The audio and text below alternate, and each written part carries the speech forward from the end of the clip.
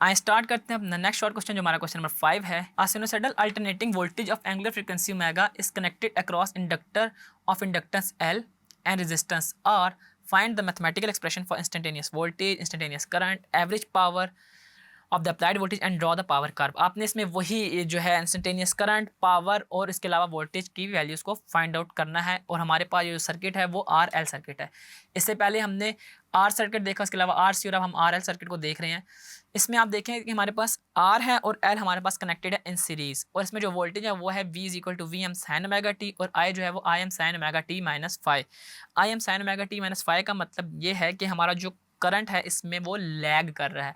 जब भी हमारे पास करंट लीड कर रहा होता है तो ओमेगा टी प्लस फाइव होता है, जो हमने लास्ट में पढ़ा था, omega T plus pi by two वाला।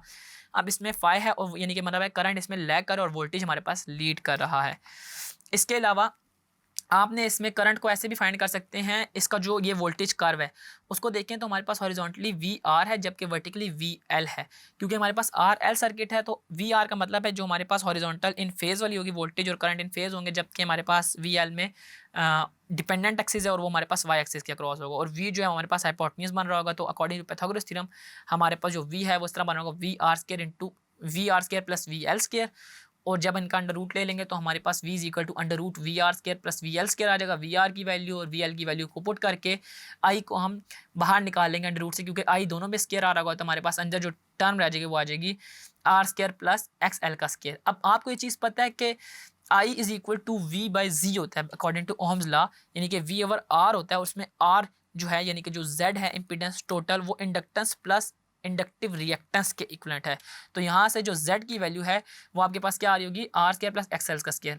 तीसरी चीज़ में पूछी हुई थी पावर कर्व की, और पावर भी हमने फाइंड आउट करनी थी। पावर कर्व आप देखें तो आपको नजर आ रहा होगा कि हमारे पास कैसे इसमें वोल्टेज लीड कर रहा है एज कम्पेयर टू करंट, और हमारे पास वोल्टेज और करंट को मल्टीप्लाई करके पावर आ रही है जो हमारे पास पिंक कलर की लाइन में है।